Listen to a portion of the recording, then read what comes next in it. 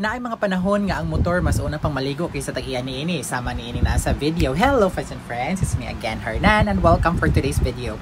Karong buntaga, mga around 9 AM na ni siya. So dugay-dugay ko nagmata karon kay wala man ko ni pauli sa bukid. Nagtinapulan ta for today's video kay naate daghang imbitasyon diri sa lungsod. So mao na din ha mga alas 9 sa buntag ning lakaw na ko ning iskerda bahala wa pa koy ligo kay unahon ako na syempre mag-una jud ang kaligo ang motor kay kung magligo ta sa motor mabasa biya tag-apil no di ba?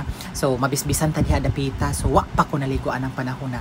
So mo na siya nga naglimpyo ta sa motor kay tungod na ate daghang imbitasyon. Okay.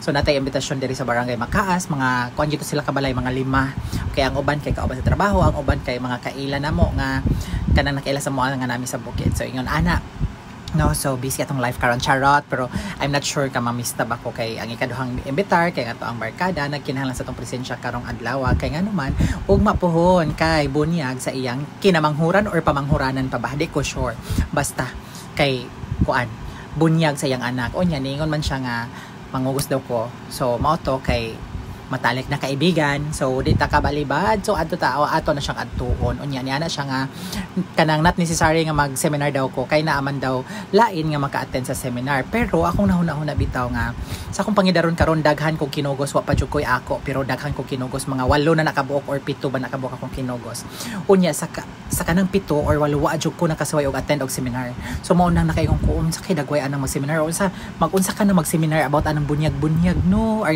not bunyag-bunyag but bunyag yun sa katoliko nga pinuhuan so mao to nga ning anak ko nga sige I challenge myself today di lang sa tampoli sa bukid kay mo attend ta sa seminar niya ang seminar day kay alauna so mao na nga alas 9 so tama-tama ra jud akong pag woke up kay kanang mga oras sa mga alas 9 nagligo ta nata sa motor niya by the way chika ko ani ako ang motor kay ang kanida ang motora dili day ni siya liguon og kuan kanang dili ni siya liguon og kanang iyana sirit-sirit gi advisean ako sa kanang akong gipalitan ani kay diha man ni sa Destron Carmen ana siya nga ayaw na lang paggamit anang sirit-sirit sir kay permi man mabasa ang imuhang basta na mabasa din na dapita kanang diha sang box nga ito mo ako kay ilaon singan ato kay sa una sa bag-o pa ni siya mga 1 year pa kapin or wala pa kabot 1 year nahibong naman ko nga ni stop man og start dili siya ma-start dayon so mo to gipa-check up na ko nya gikuan to siya gibloweran bla bla bla etc nya then pagkasunod na pud kay nabasa na gyud ang katong murag foam or something murag kuan filter ay nara filter di ay air filter ang air filter niya kay permi yung mabasa so mao na siya nga mahibong ko nga ato mga panahon na di ko magpaulian sa bukid ari ra ko sa lungsod nya mo bitaw makaingon ko nga brand new ba yung kaning motora pagpalit nako no kay pila pa lang to kabuwan gikan sa akong pagpalit nakasinati naman ko og lain niyang dihang dapita unya nakapangutana sad ang first gyud ang naka virgin gyud ani pag change oil nakapangutana gyud siya nga kaitom na gud ani imong change oil sir nya gamay pa man kag distansya nga nadagan brand new yun yung motor. Ko brand new ang presyo pero I'm not sure kung brand new ba yun. So mao na siya. Actually brand new ang presyo. So mao to. Gi-advisean ko nila nga dili ko pa gamiton ang seri-seri pero no choice man ta kay namta di sa lungsod. Kay usually maglimpyo ko na to sa bukid katong kabo gyud in town magamit og balde kabo og katong trapo unsa pa to dinang ko ana. Gikapoy ko atong trabaho pero man tay laing choice basta tos bukid kay wa man koy sirit-sirit. Actually nami sirit-sirit sa silingan pero lagi akong kuha ng advice, gi-take na ko advice nga dili sa magamit atong sirit-sirit kay mabasa na pud unya na ang air filter din na sa so dili na pud unya na mo start atong motor. So mo na siya din ha. Pero no choice man ta diring dapita kay mo may common diri sa lungsod so hanahala sige ato na lang siyang gigligo anang pasirit-sirit unya ang pagligo din ako ani ni cost ni siya mga 15 pesos 15 pesos lang humana na siya kay actually dili man ko maayo pud mo gam og motor so basta kay malimpyo lang na siya okay na nya kuan basta kay matanggal na yung mga kuan dukot-dukot nga mga lapok okay na siya para nako usahay gani kay wa na siya limpyuhay okay pero yes, makayong manggutang nga. There are times po nga to siya atimanon. Kaya ba sila mangluod na atong baby gray. Yung na tayo baby gray. Na tayo kapalit. So, mao na siya nga mag-enjoy o sa tadinha o pasirit-sirit. Let's go!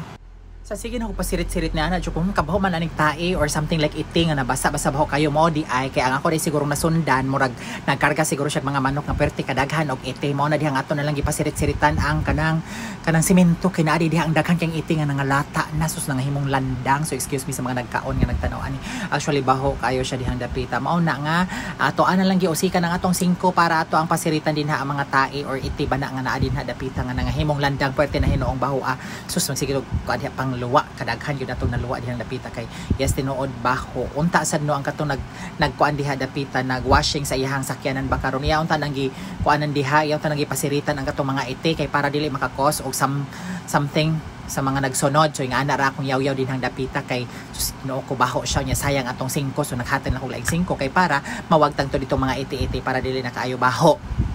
Nya karon kay nagdaginot man ta, of course kay giligo man nato si Baby Gray. So atong gamiton nga sabon kay kana si Joy. Bisag unsa nga kuan sa Joy mo na kung gamiton Joy gid siya kay actually hindi siya effect no mo sinaw sad siya gamay pero di gid pareha atong butang VS1. Nakatry sa kog VS1 pero karon wala na ako nagamit o sa VS1 kay ngano sige man ga-1 so watay kuan dihang dapita, watay panglaban dihang dapita kay mag-ulian bita sa bukid, makaagitag sapa nga nagbaha, makaagitag mga linaw sa karsada. So mo na siya diha, sayang atong VS1. So ngana lang sa taari lang sa taaning tag 70 pesos nga sa Shea sa tuang Joy. So kana di atong Joy diha mo atong gigamit. So many times nako dugay na mi nagkuyog ni Joy, charot, para sa paglimpyo sa akong motor. Nga thank you day sa Joy kay actually hindi siya effect. So man siya din ato na lang sa dang bagnosan din ha pag maayo while kuan nag-enjoy mo glantaw ani diring dapita. So kabagnos-bagnos sa dihang dapita sa una while maglimpyo ko ana akong motor, magkasamad-samad jud akong kamot. So munang karon nga dili na ko ana manusok-tusok or kanang kung anong yun ang mga kahiladman nga bahin oy da bahala na din hang dapita kay dili bitaw ni contest as long as nga okay pa na siya, as long as na nakuhaan na siya og hugaw. So okay na siya dira sa kuha basta kay malimpyo na. And of course kay human naman ta, so syempre ato na siyang waswasan. So ano siya, kani siya ang ikatulong nga 5 ang atong gamiton din yung dapita. So muna siya akong usbo no 15 pesos ora siya nalimpyo na akong motor kay siya syempre budget gud ko, mag-budget gud ko dihang dapita kay mura maghihapon limpyo na to pag may motor unya mahugaw lang gyapon kay sakyan man na nato siya asa na siya padong unya atong dito atong mga lapok-lapukan na mga lapok dito. So ato na siyang iagi dito sa mga road diversion dito sa Sugod og sa Barban nya lapok ra ba daw. So mayon tag karon na bantok na ang agianan. So mo na siya ang atuang kinabuhi karong buntaga. That's all for today's video. Thank you for watching. Bye bye.